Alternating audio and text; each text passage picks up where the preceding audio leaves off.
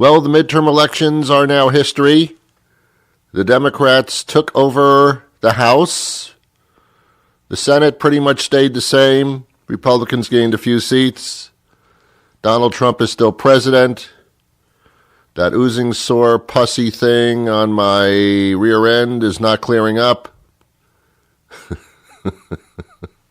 Like in a divorce, the Democrats got the House. The president now looks scared, befuddled, making no sense. Well, it's hard to tell the difference.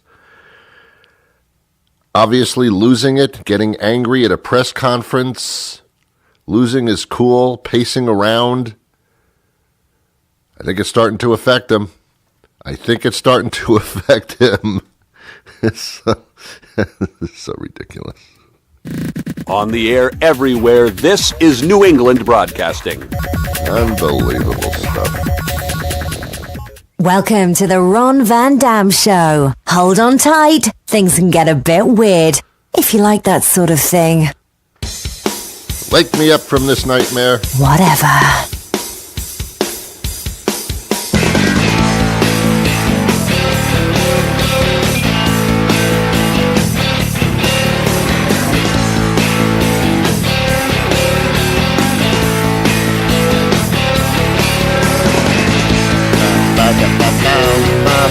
Come on, sing along.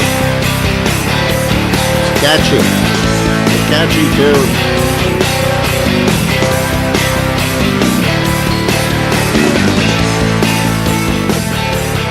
Good morning. Good morning. Good afternoon. Good afternoon. Good evening. Good evening. Good night. Good night. It's the Ron Van Dam Show. Nicely done.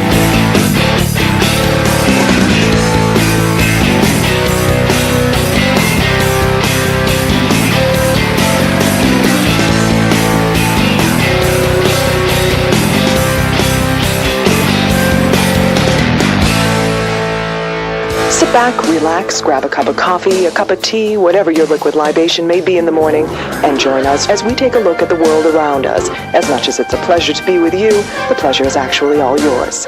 And now, here's your host, Ron Van Dam. Thank you very much, Julie. Welcome to the program. How are you today? Don't answer me. Don't talk to me like that. I'll revoke your press pass. I don't know. Well, things will be a little bit different now that the Democrats control the House. The House body of government is, that's the body that actually checks on the president, keeps him in check. They do investigations. They give him colonoscopies when it's not called for. They keep on top of this roaming little bitch. So that's a good thing.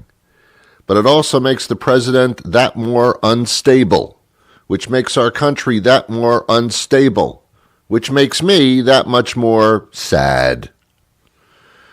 But my purpose today is not to speak politics to you, because every time I do, I get emails and things that say, Ron, can you keep it light? We love the humor part of the show. Stop being so serious. Well, damn it, things are serious. Damn it!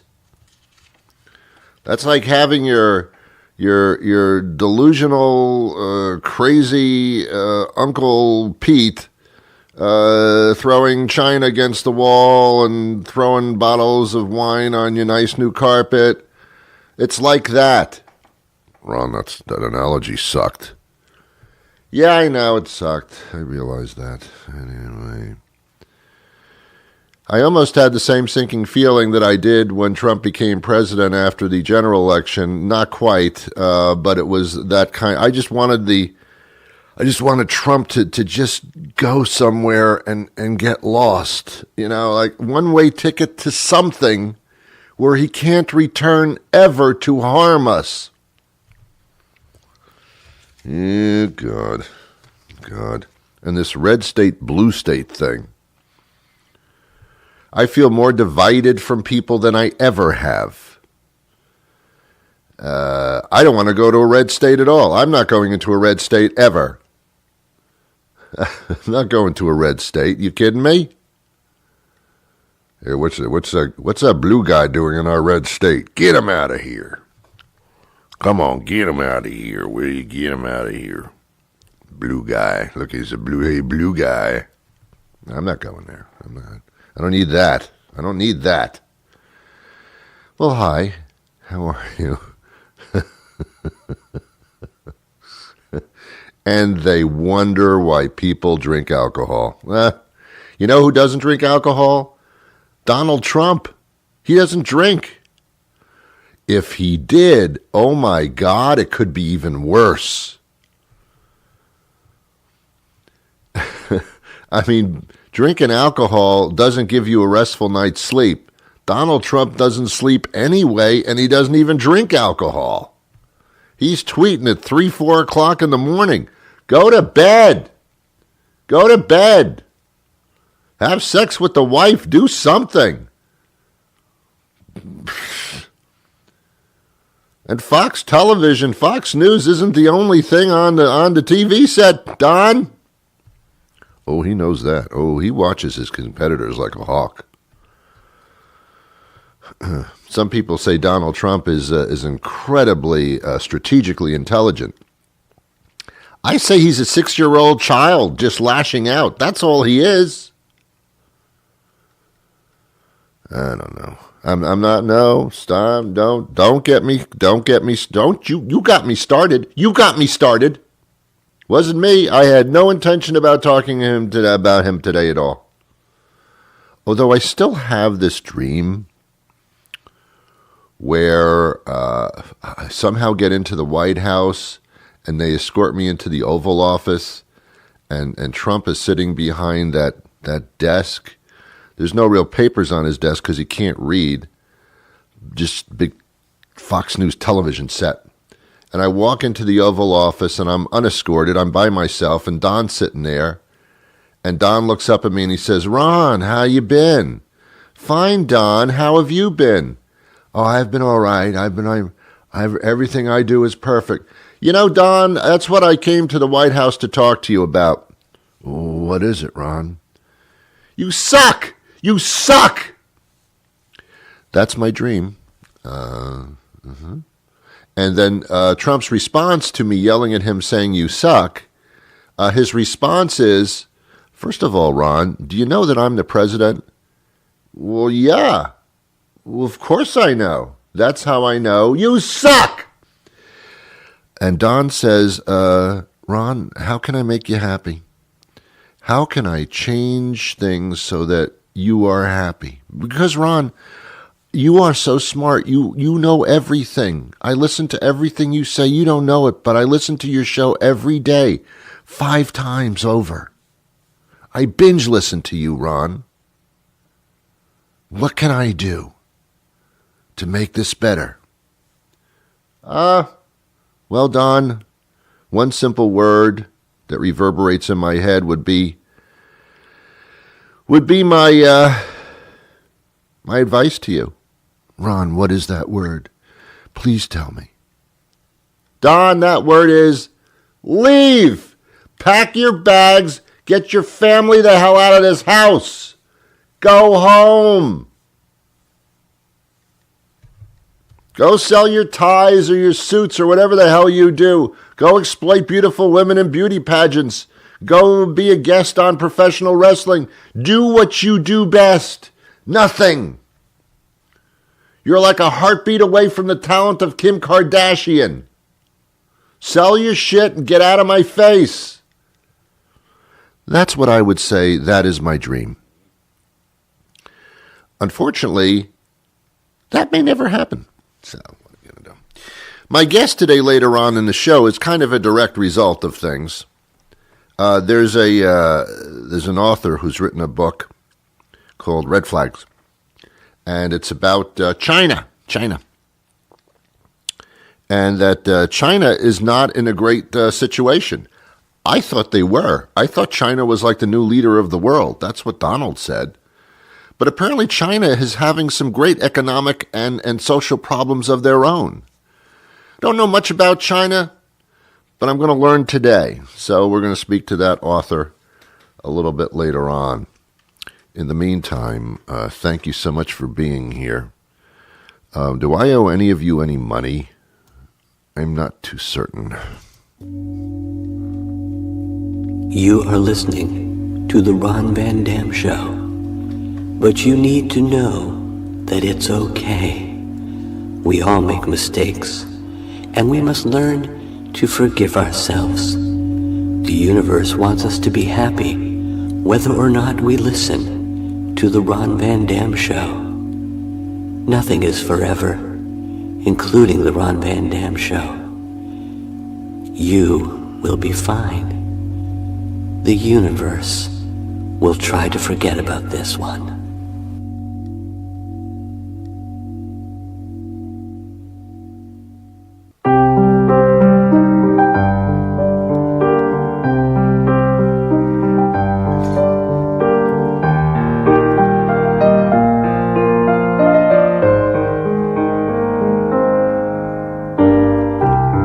What happened to civility?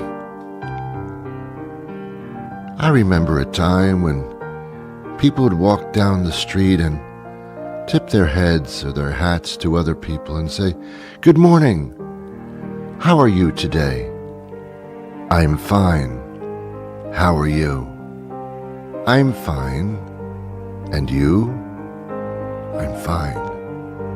"And how are you?" "I'm fine." "And how's the family?" "They're fine." "And how are you really?" "I'm really fine." "Have yourself a great day, will you please?" "I will. And the best to you and your family." "No, and your family. And your family too." "Have a great day. You too. Good talking to you."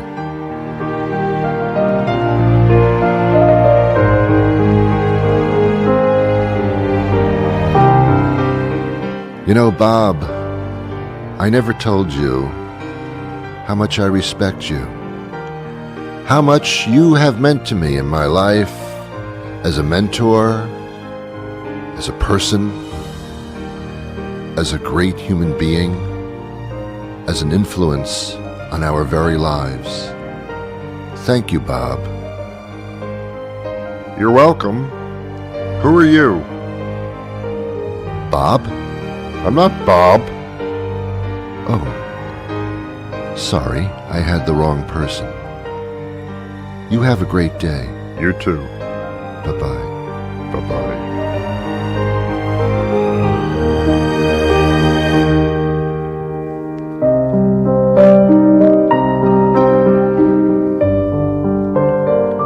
Did I ever take the time to tell you I appreciate you? You are someone special.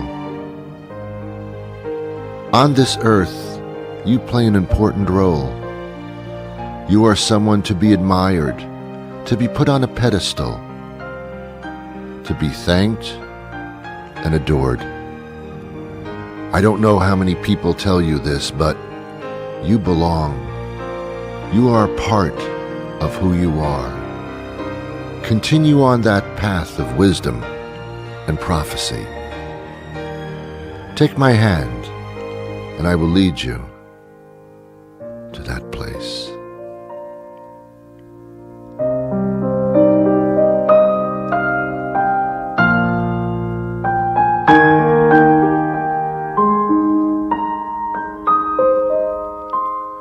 What is wrong with me that I have this music playing and I'm getting so involved in this respect thing? It is because we've lost it. It's gone. It's been dissolved through divisiveness and anger and division. And I long for the day when we can be reunited and bow upon each other and hold hands and move forward into the light of greatness. Shall that day ever come? I don't know, but I keep dreaming and I keep hoping, and maybe someday that will occur. And when it does, I won't have to do stupid little bits like this to demonstrate how angry I am that we don't have this going on right now. Peace. I wish you peace.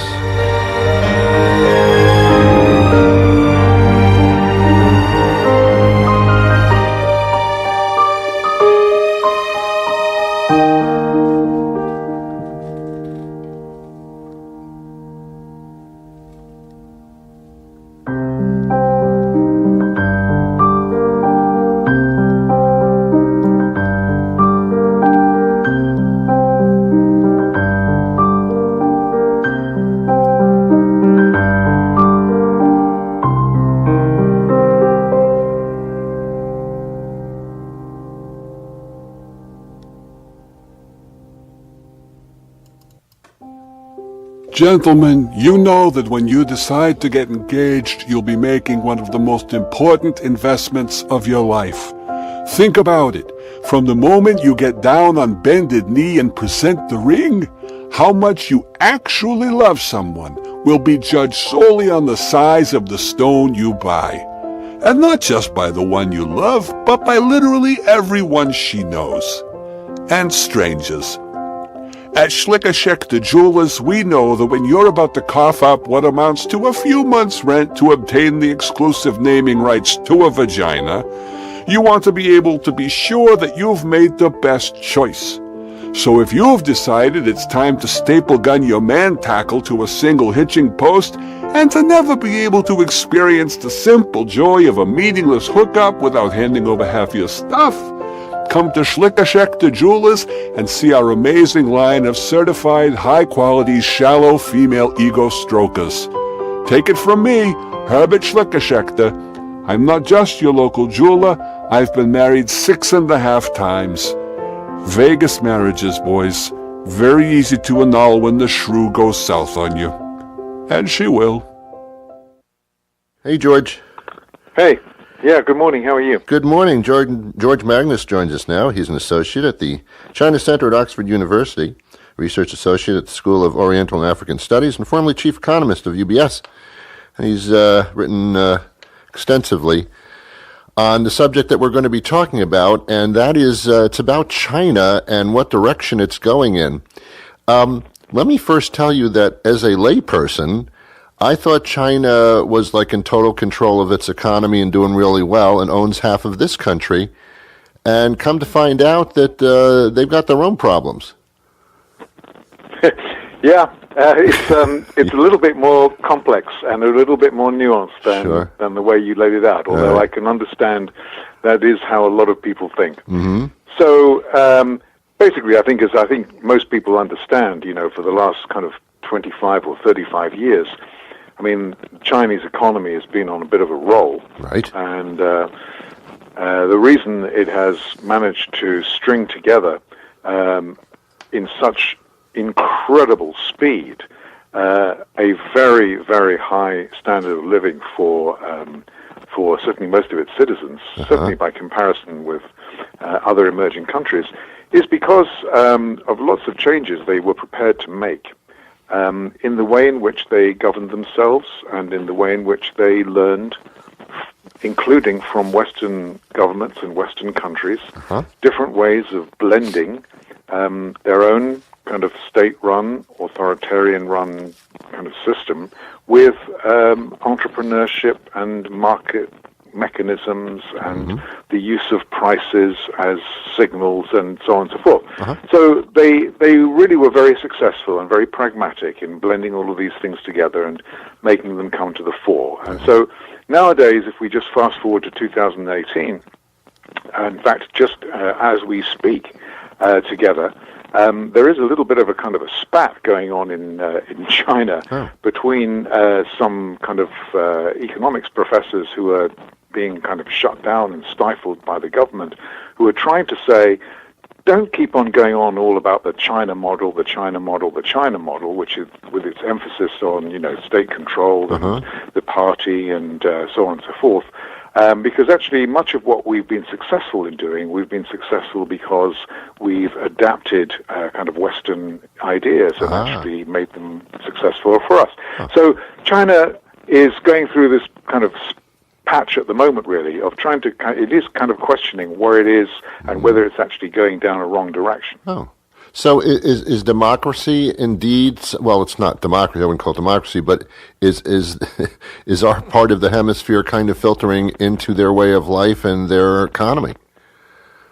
Well, so part of the case that I'm kind of making in the book, Red Flags, really, is that since 2012, in fact, since Xi Jinping became president, and I would say especially in the last 2 or 3 years, there's been a very dramatic change in the governance system in China and in his way of molding the political system, which is a bit of a throwback to the way things used to be under Mao Zedong, politically speaking, not necessarily in terms of the economy. Right. But I think that is a big change. It's not the China that our parents and grandparents knew, and it's not the China which gained its deserved reputation for being pragmatic and for being open to new ideas. This is a more authoritarian, a more controlling, a more repressive China, which I think is not as well equipped to deal with the economic issues that I've laid out in the book. Interesting. And again, it's somewhat a surprise to many people that China would have a debt problem, although their monies are just created willy-nilly, I would assume. But again, because of the United States owes them so much money, technically, that you would figure they'd be, on paper, in a very good position. Well, again, that's the kind of myth that I'm trying to kind of unravel here, because it is true that, well, first of all, we should say China does have a debt problem. It has accumulated in a very, very short period of time, which basically goes back to the financial crisis in 2007, 2008, when the Chinese rolled out a stimulus program largely based on bank credit, which amounted to about 14% of their GDP. Right. So it was a huge stimulus program and a huge credit creation program. And it did mark the beginning of a credit addiction from which they've only just shown a kind of a willingness to try to back away from if they can. So a lot of people say, of course, quite correctly, that this China's debt is not like the kind of the debt that floored Latin America in the 1980s, which was predominantly dollar debt.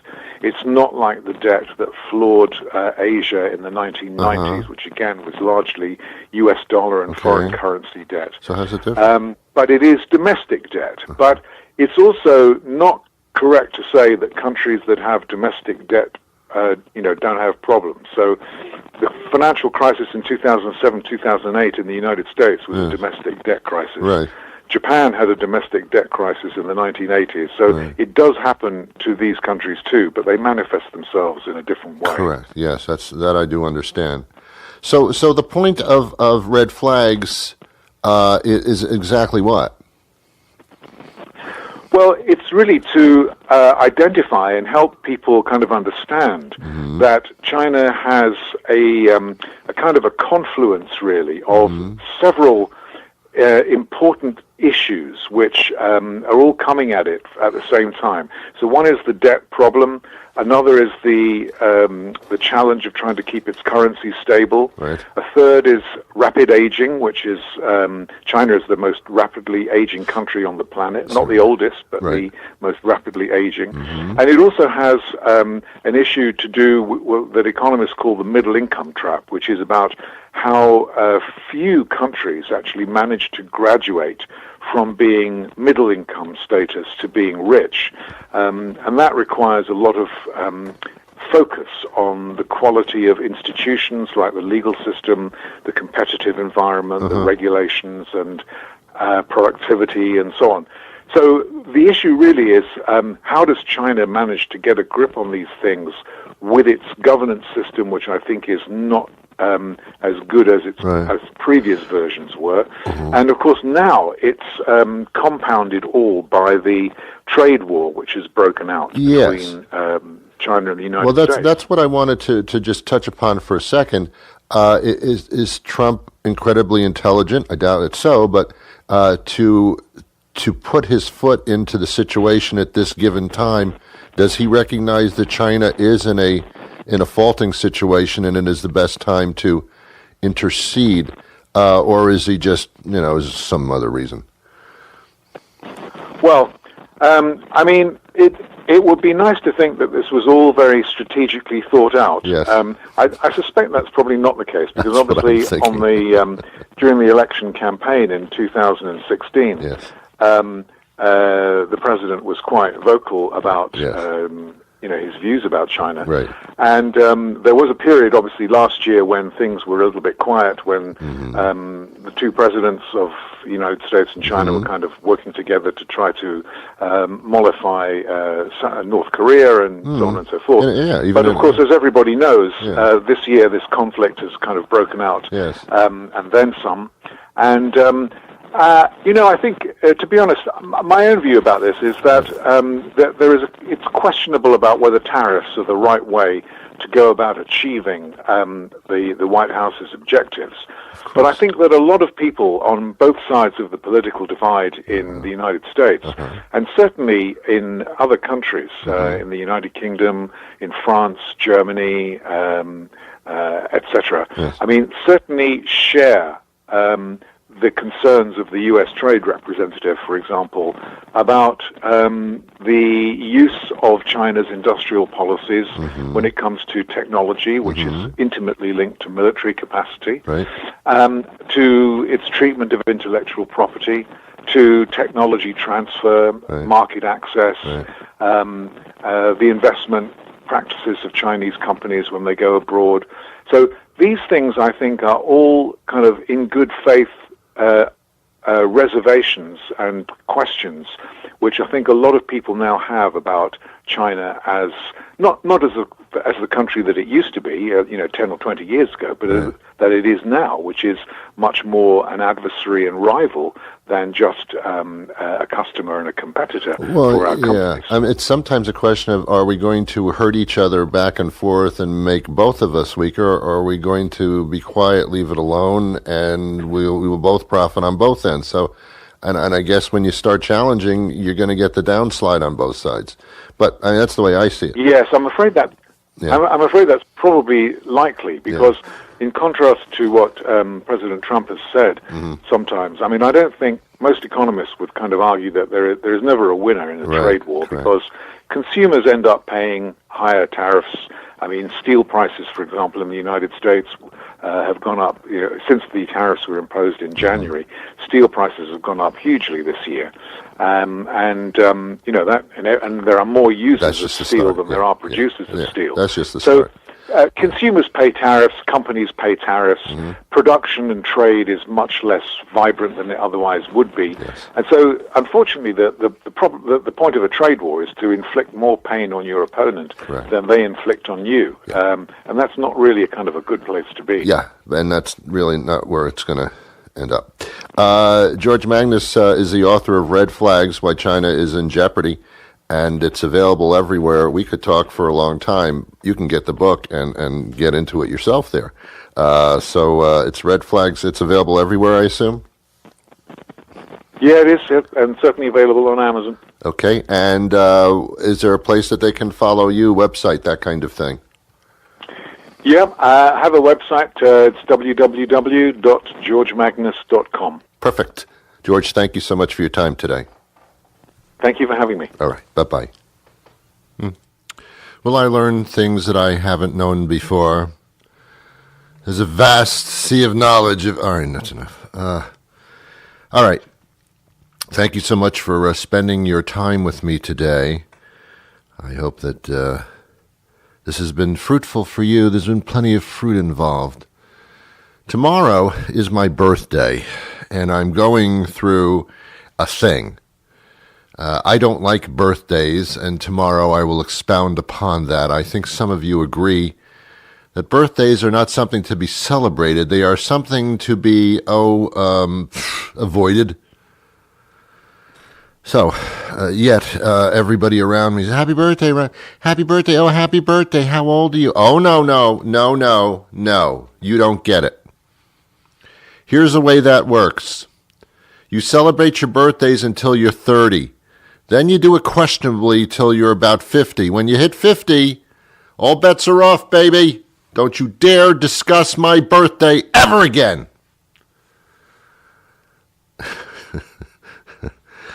It's true. It's true. Anyway, we'll go through that psychosis tomorrow, because everybody has birthdays. I think we have that in common, the way that we approach them, the feelings that we get from them. Yeah, it's interesting. But until tomorrow, do the best you can with what you have. and I wish you peace.